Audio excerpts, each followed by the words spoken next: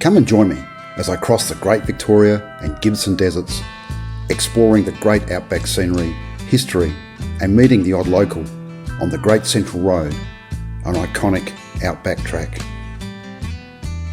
The Great Central Road forms the first section of the Outback Way if you are heading east from Laverton in Western Australia. It ends at Uluru in the Northern Territory and crosses 1,100 kilometres of mostly typical outback dirt road, sprinkled with some bitumen sections here and there. As we travel this road together, I will fill you in on what you need to know to tackle this bucket list journey. So let's get going. The first 50 k's of the road is easy because it's all bitumen. It also marks the first point of interest, Giles Breakaway. This spectacular site is one of the best on the whole road, so well worth stopping for.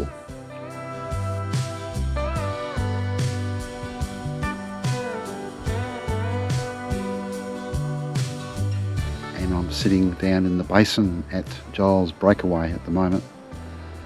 What a stunning place. Contrast between the red rock, the ochre of the weathered rock and the white sand underneath. It's quite spectacular actually. Climbed down from the rim, which was a bit interesting. It's quite loose, and went out onto the plain. I got the drone out, but it's very windy over there, so I didn't have it up very long.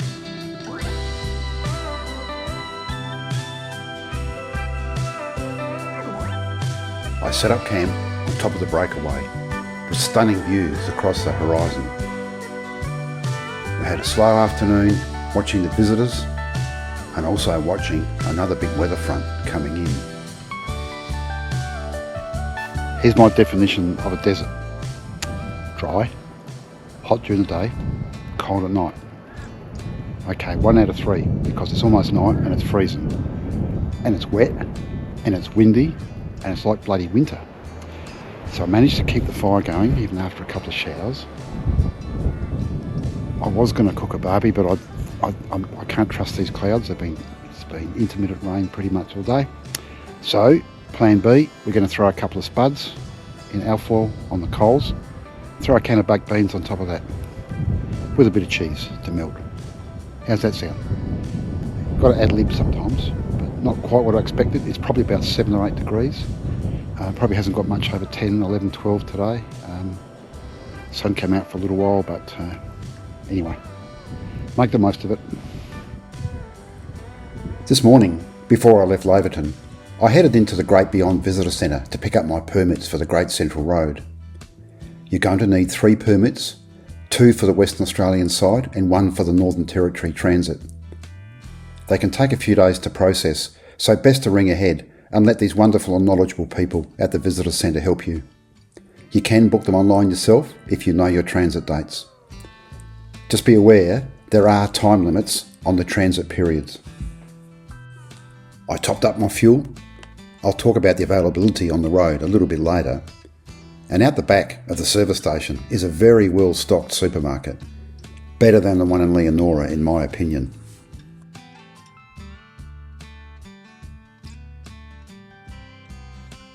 Just a short distance from the Giles Breakaway, you cross the grid into Indigenous land and the start of the dirt.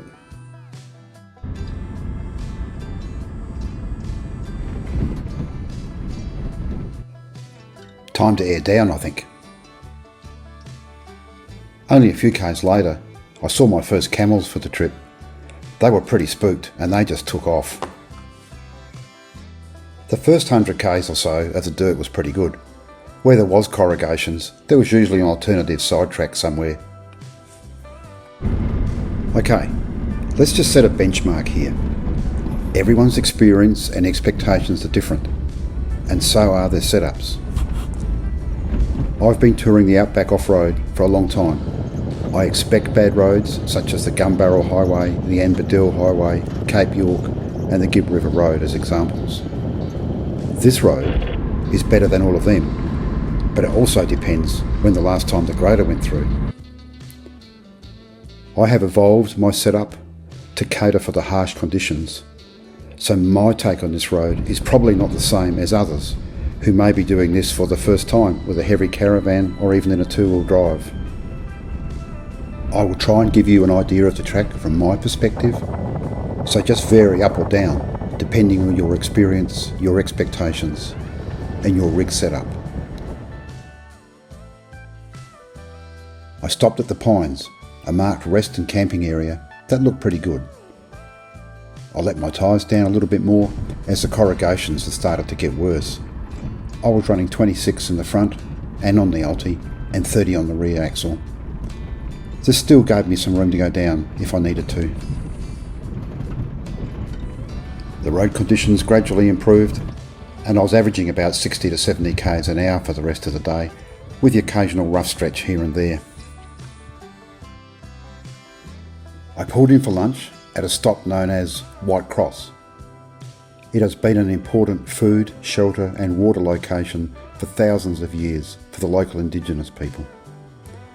In 1991, local Aboriginal Christians placed the cross here, and I'll read a section of the sign that was there. With shade, water and an abundant food source, this area has given life and spiritual sustenance to humans for thousands of years. Today it remains a symbol of hope for all humanity into the future. Alright, I'm off on the second day on the Great Central Road. Yesterday I headed off from Giles Breakaway, did about 230 k's, had a bit of a late start. It was damp and wet and cold. Found a beautiful camp last night. It's a place they call the Quarry, but out the back of it I found a beautiful spot in amongst the black oaks. It was a really nice camp last night, had a lovely tea. Finally got the barbie going, and I'm off this morning. I'm probably about 30 k's out of Tjuk, and I'm hoping to make a few miles up today. Road conditions yesterday started well. There was a horrible patch after Mount Shenton Road for about 30 or 40 k's, down about 20 k's an hour. There was just nowhere to go other than over the big corrugations, and then it opened up again and got better. So beautiful country. Surprised there's cloud today. It finished up sunny yesterday, but I'm looking forward to a good day and a few more adventures. I called in to the Tjukayirla Roadhouse, usually just known as Tjuk, because the TJ in the local language is pronounced Tra. I didn't need to stop, but it looked closed anyway. This is one of 3 communities on the Great Central Road where you can get fuel, accommodation and food. So let's have a talk about fuel. All 3 roadhouses have the same fuel prices. It was $3.15 a litre for diesel when I went through. I had already topped up at Laverton and had 225 litres on board when I left. That was 2 20-litre jerry cans and a 185-litre long-range tank. I had enough fuel to easily get to Yulara without stopping. You just need to work out what you need. The 3 roadhouses are roughly the same distance apart. The road service continued to be really good, with the scenery becoming more interesting as well. And then, bitumen. There is a 50k stretch of bitumen between Tjukayirla and Warburton, and a nice stop at some breakaway country on this section.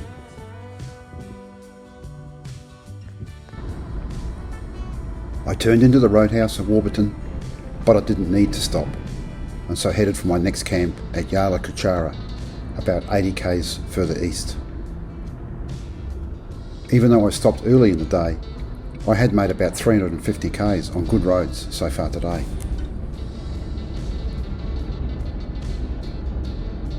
Third day on the track. Had a good night last night, had some nice people camped nearby and we shared the campfire. They were heading other way. So this should be my last day in Western Australia today. Hoping to be right on the border, or if not just across it. Called into Giles Meteorological Station today. They got some good Len Medell memorabilia there and stuff, so let's have a look at that. Anyway, another beautiful day. Finally shook off that cloud. Cool morning this morning, but not freezing, so it was okay. I soon came upon this small herd of camels. They didn't seem too worried about me or the drone.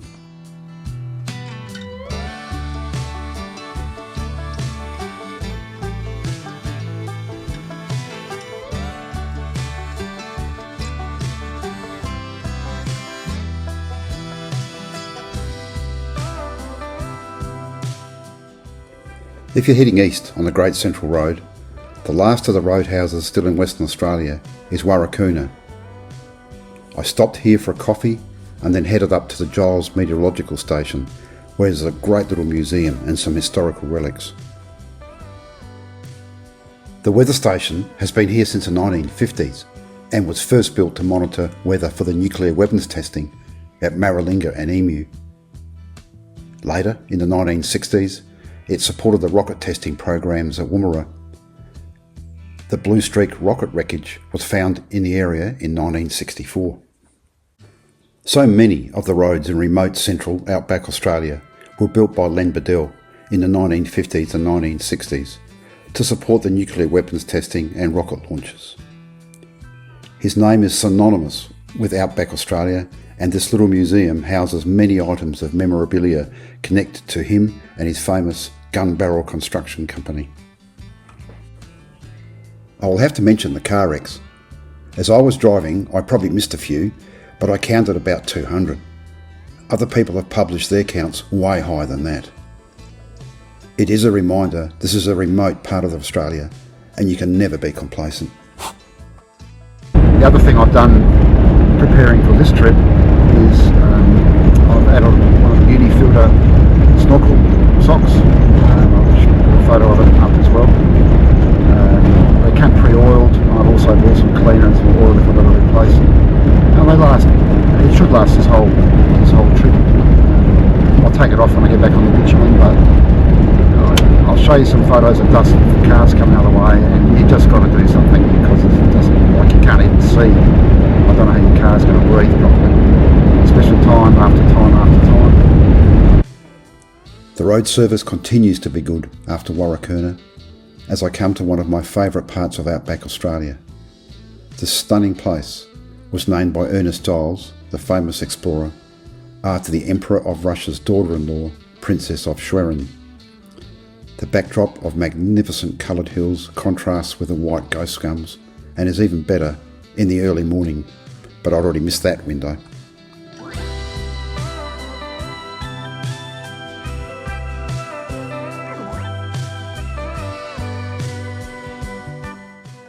The Schwerin Mural Crescent also marks the intersection of the Great Central Road and the Sandy Blight Road, another of Len Bedell's tracks.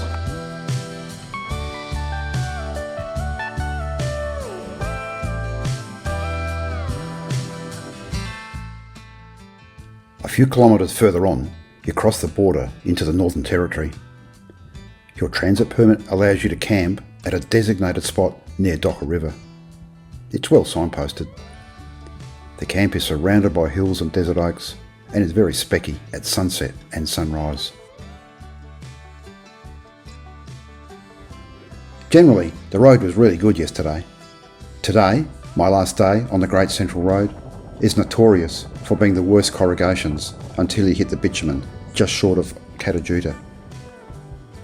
What I found though was that while that is true, most of the 200 kilometre dirt stretch has tracks on the shoulders which are very smooth if you don't mind driving on a bit of an angle. The worst of the patches don't last very long. I wouldn't think this section is something to worry about. Just drive to the conditions and be aware of your tyre pressures and let them down a little bit more if you're finding this section difficult.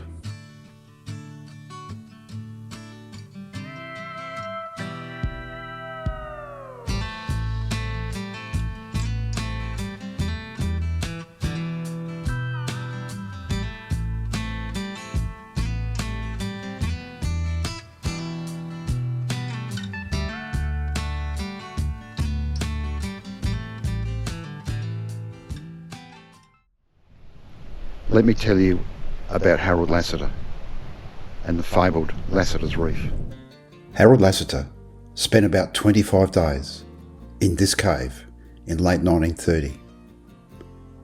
He was dying. He was waiting for a relief party that wasn't coming. In a weakened state, he left the cave to make for Ayers Rock and perished about 30 kilometres from here. His body was found by a local pastoralist, Bob Buck, in a shallow grave in 1931. Harold is now buried in the Memorial Cemetery in Alice Springs. Accounts vary, but sometime between 1897 and 1911, Lasseter claims he found a rich reef of gold with nuggets scattered across the quartz plain, somewhere out in the deserts of Western Northern Territory and across the Western Australian border. No one believed him enough to back him financially when he returned with the news. His bearings were wrong and the location could not be pinpointed on a map. Still, with gold being mined all around the country, many people were curious.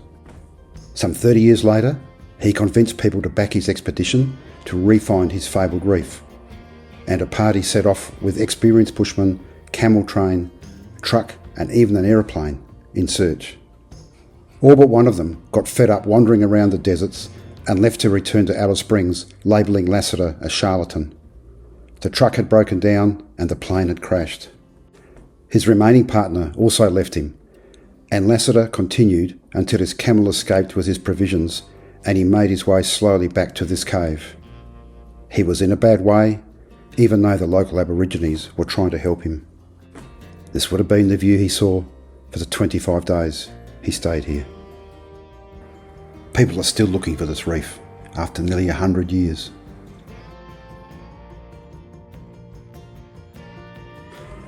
The dirt sections are finished and I'm back on the bitumen. I've got about 50 k's to go to Yulara. You can just see Catajuda or the Olgas in the background. The road has been better than I expected. The few bad sections don't last very long and generally you can maintain a good speed. My one caution would be that because there's plenty of traffic on this road, it doesn't feel like it's remote as it actually is.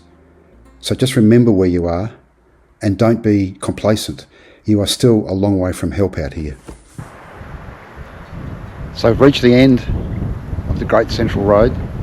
That's Catajuda behind me, also known as the Olgas. Just tucked away in behind there is Ayers Rock, or Uluru. We'll head there, but officially back on the bitumen. This is the end of the Great Central Road, and from here on in I'm going to head home. Been a good trip, interesting. Road conditions change continually, as does the vegetation.